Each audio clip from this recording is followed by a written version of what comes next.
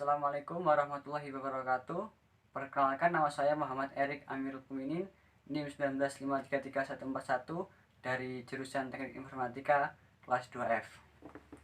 Di sini saya akan mempresentasikan bab 4 tentang nilai dan norma konstitusional. Langsung saja ke topik bahasan. Yang akan dibahas saya nanti adalah: 1. Konsep dan urgensi konstitusi. 2. Pentingnya konstitusi dalam kehidupan berbangsa negara Indonesia.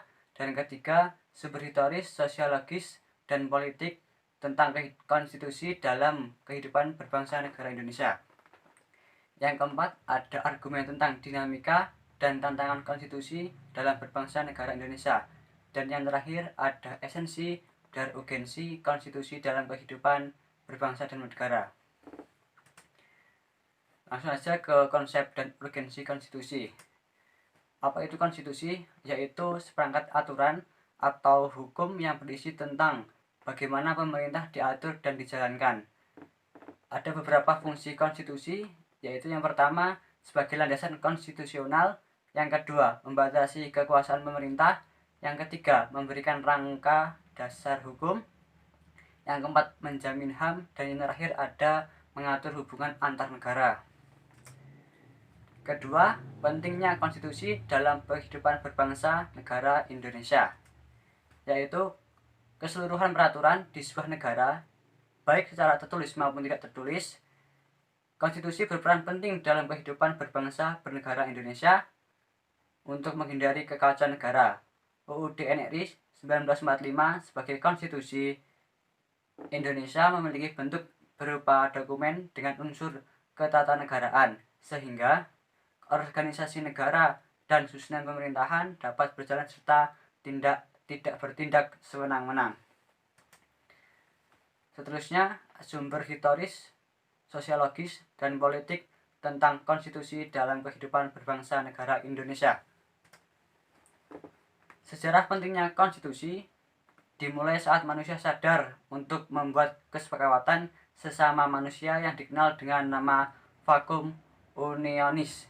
Perjanjian ini dilatar belakangi dengan penderitaan rakyat semasa pimpinan Louis, Raja Perancis.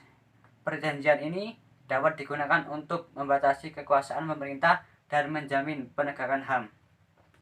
Konstitusi tersebut digunakan untuk membagi kekuasaan dalam negara. Di Indonesia sendiri, konstitusi yang digunakan Undang-Undang Dasar NRI 1945 di dalamnya berisi: 1. Aturan organisasi negara, 2. HAM, 3. Prosedur mengubah UUD NRI 1945, yang keempat, larangan mengubah UUD NRI 1945 saat-saat tertentu, yang terakhir, memuat cita-cita rakyat. Selanjutnya ada argumen tentang dinamika dan tantangan konstitusi dalam berbangsa negara Indonesia.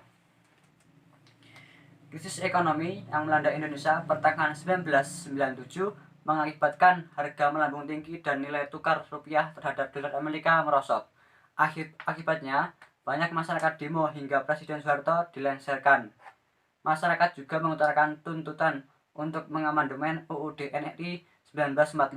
Berdasarkan hal ini, MRN melakukan amandemen UUD NRI 1945 secara bertahap dan sistematis dalam 4 kali, yaitu yang pertama amandemen 1, amandemen 2, amandemen 3, dan yang terakhir amandemen 4. Selanjutnya bisa dilihat sendiri di bawahnya, di bawah ini. Selanjutnya ada esensi dan urgensi konstitusi. Konstitusi menjadi dasar pembentukan negara. Dengan begitu, tanpa konstitusi negara tidak mungkin terbentuk.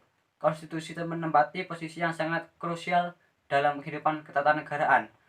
UUD NRI sebagai konstitusi negara Indonesia memiliki kedudukan tertinggi. Oleh karena itu, peraturan perundangan di bawah Undang-Undang Dasar NRI 1945 tidak boleh bertentangan dengan UUD NRI 1945. Jenjang norma hukum di Indonesia terwujud dalam tata urutan peraturan perundang-undangan, yaitu: A. Menurut Undang-Undang Nomor 10 Tahun 2004, yang pertama Undang-Undang Dasar 1945, 2. Undang-Undang atau Perpu, 3. PP, 4. Perpres, 5 Perda.